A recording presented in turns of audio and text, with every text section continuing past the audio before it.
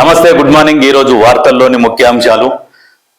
కాళేశ్వరాన్ని వాడుకలోకి తీసుకురావాలి. వానాకాలం లోపే బ్యారేజీలకు యుద్ధ ప్రాతిపదికన రిపేర్లు చేయాలి సీఎం రేవంత్. మేడిగడ్డ వద్ద బేస్ క్యాంప్ ఏర్పాటు చేయాలని సూచన. స్వయంగా వచ్చి పనులు పరిశీలిస్తానని వెల్లడి. పనుల్లో జాప్యం చేయకూడదని ఆదేశం. మంత్రి ఉత్తమ్తో కలిసి కాళేశ్వరంపై సమీక్ష. అయితే ఇక్కడ కాళేశ్వరం మీద ఏం చేయాలి?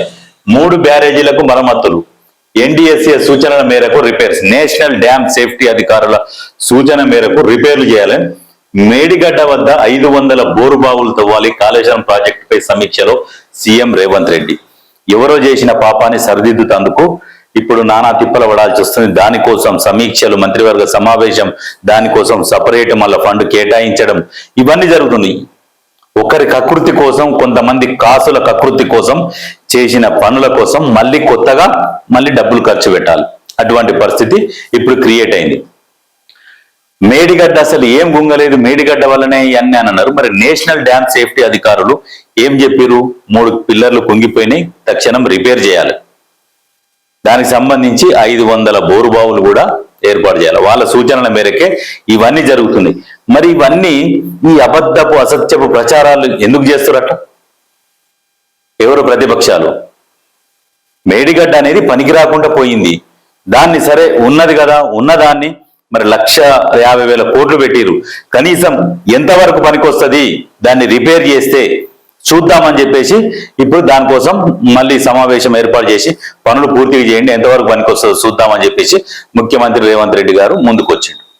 అయినా కూడా సరే వాళ్ళు గట్టిరు, కూలిపోయిందని వదిలేస్తలేడు. సరే ఇది ప్రజల సొమ్ము కదా, ప్రజల సొమ్ము, వాళ్ళ సొమ్ము కాదు. వాళ్ళ సొమ్ముతో కట్టింటే వదిలేయవచ్చు. వాళ్ళు చెప్తారు ముచ్చట, మేం కట్టినాం మీటెవర్రా కట్టడానికి, మేం కట్టినామని. తెలంగాణ ప్రజల సొమ్ము అది. తెలంగాణ ప్రజల సొమ్ముతోని కట్టిర్రు, అవి మింగిర్రు, నాసిరకం కట్టడంతో కూలిపోయింది. ఇప్పుడు ఈయన వదిలేస్తలేడు, గాలికి వదిలేస్తాడు. అది తెలంగాణ ప్రజల సొమ్ము కాబట్టి అట్లా గాలికి నీళ్లలో వృధా కావద్దు అని మళ్ళీ దాన్ని రిపేర్ చేయాల్సిన బాధ్యత తీసుకొని నేను దగ్గరుండి పనులు పరిశీలిస్తా, ఖచ్చితంగా వస్తా అని చెప్పేసి తొందరగా యుద్ధ ప్రాతిపదికన కింద ఎంత స్పీడ్గా చేయాలో అంత స్పీడ్గా చేయిర్రి, వర్షాకాలం వరకు పనులు పూర్తి కావాలి అని చెప్పేసి చెప్తున్నారు. 1,00,000 ఎకరాలు హంఫట్. రంగారెడ్డి, మేడ్చల్, సంగారెడ్డి జిల్లాలో ప్రభుత్వ భూమి కనిపిస్తే కబ్జా. సీలింగ్, అసైన్డ్, భూదాన్ భూములను వదలని అక్రమార్కులు. డాక్యుమెంట్ల ట్యాంపరింగ్ మొదలు అక్రమ మ్యూటేషన్ల దాకా ఎన్నో వ్యూహాలు. ఆక్రమించి కోర్టుల నుంచి స్టేలు తెచ్చి యథేచ్ఛగా నిర్మాణాలు. రోజు రోజుకు పెరుగుతున్న ఫిర్యాదులు. ధరణి పురుడు పోసుకున్నాక ఇవన్నీ వచ్చినాయి. నిజంగా ఉమ్మడి ఆంధ్రప్రదేశ్ ఉన్నప్పుడు చాలా భద్రంగా ఉండే తెలంగాణ కూడా. ఎందుకంటే ఎక్కడ కొట్లాడతారు, ఎక్కడ ఫైట్లు జరుగుతాయి, ఇవన్నీ గొడవలు జరుగుతాయి అని చెప్పేసి వాళ్ళు భయంతోని ఆంధ్ర వాళ్ళు తెలంగాణలో బతికిరు. ఎంతో కొంతమంది రాజకీయ నాయకులు కబ్జాలు చేసుకున్నారు. వాళ్ళ కుడిగం చేసి వాళ్ళ మోచేతి కింద నీళ్లు దాగి తెలంగాణలో కొంతమంది బతికిరు.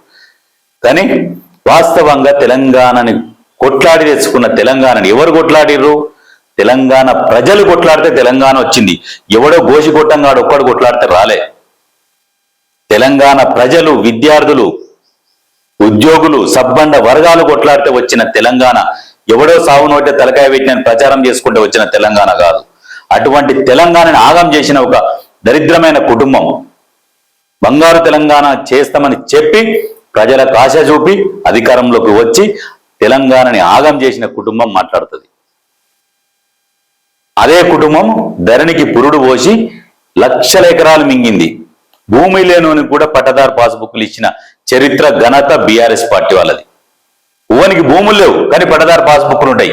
ఆ బుక్కులు పెట్టి పైసలు తెచ్చుకోవచ్చు, రైతు బంధు వేయించుకోవచ్చు, మళ్ళా క్రాప్ లోన్ తీసుకోవచ్చు, ఎగ్గొట్టవచ్చు. ఇది చేసింది. మళ్ళా సిగ్గు లేకుండా భూముల గురించి, ఆ భూములను కాపాడాలి, రైతులకు ఇయ్యాలి, వీళ్ళకి ఇయ్యాలి, వాళ్ళకి ఇయ్యాలని ముచ్చట చెప్తారు. సోది ముచ్చట్లు. 1,00,000 ఎకరాలు మింగిరు ఆ దరిద్రులు. వీటి మీద దయచేసి రిక్వెస్ట్ చేస్తున్నా ముఖ్యమంత్రి గారికి, భూముల మీద ఒక్కసారి విచారణ జరిపించండి.